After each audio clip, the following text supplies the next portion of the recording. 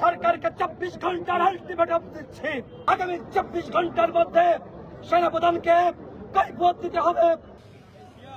আমরা আমাদের মিছিল নিয়ে যখন পল্টন থেকে কাকরাইলে যাচ্ছি, তখন জাতীয় পার্টির কার্যালয়ের সামনে থেকে আমাদের মিছিলের উপরে ইট পাটকেল নিক্ষেপ করা হয়। সেখানে পুলিশ এবং সেনাবাহিনী উপস্থিত ছিল। সেই হামলায় আমি নিজে আহত হয়েছি। আপনারা দেখতে পাচ্ছেন আমার আঙ্গুলে ফ্র্যাকচার হয়েছে। আমি ঢাকা মেডিকেলে চিকিৎসা নিয়ে আবারও কার্যালয়ে গিয়েছি। হামলার প্রতিবাদে আমাদের দলের পক্ষ থেকে একটি মশাল মিছিল এবং সাংবাদিক সম্মেলনের আয়োজন করা হয়। মশাল মিছিল নিয়ে আমরা যখন আবারও পল্টন ঘুরে নাইটেঙ্গেল মোড়ের দিকে যাচ্ছি, তখন জাতীয় পার্টির কার্যালয়ের সামনে থেকে আবারও ইট পাটকেল নিক্ষেপ করা হয়। তখন গণ অধিকার পরিষদের নেতাকর্মীরা প্রতিরোধ গড়ে তোলে এবং আমরা দেখেছি সেখানে জাতীয় পার্টির সাথে আওয়ামী লীগের লোকজন জয় বাংলা স্লোগান দিয়ে তারা ইট পাটকেল নিক্ষেপ করছে। জাপার এত বড় সাহস নাই যে তারা আমাদের উপর হামলা করবে। মূলত এই জাপার ঘাড়ের উপর ভর করে আপা ফিরে আসার একটি চক্রান্ত শুরু হয়েছে। আমরা অন্তর্বর্তীকালীন সরকারকে আগেও বলেছি। তখন জিএম কাদের জাতীয় পার্টির অফিসের মধ্যে উপস্থিত ছিল। নুরুল নূর কি জাতীয় পার্টির অফিসের সামনে গিয়েছে? আমি কি জাতীয় পার্টির অফিসের সামনে গিয়েছি?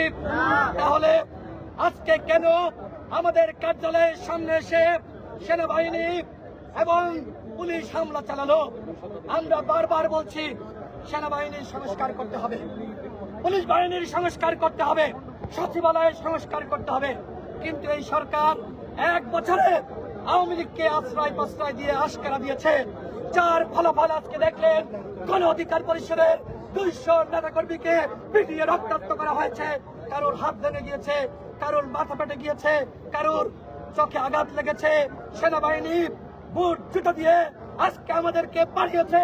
আজকে যদি এর বিচার না হয় তাহলে সেনাবাহিনী নিজেকে নিজে কলঙ্কিত করলো।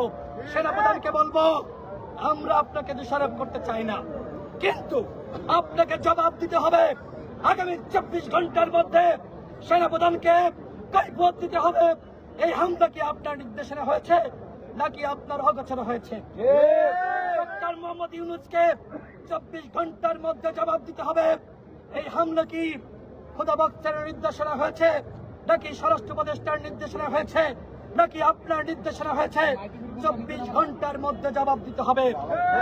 সর্বশেষ বলতে চাই, আগামীকাল দুপুর 12টায় সারা দেশে 64 জেলায় গণ অধিকার পরিষদের নেতা কর্মীরা বিক্ষোভ মিছিল পালন করবে এবং বিকাল 3টায় গণ অধিকার পরিষদের কার্যালয়ের সামনে এই হামলার প্রতিবাদে এবং বিচারের দাবিতে বিক্ষোভ সমাবেশ করা হবে।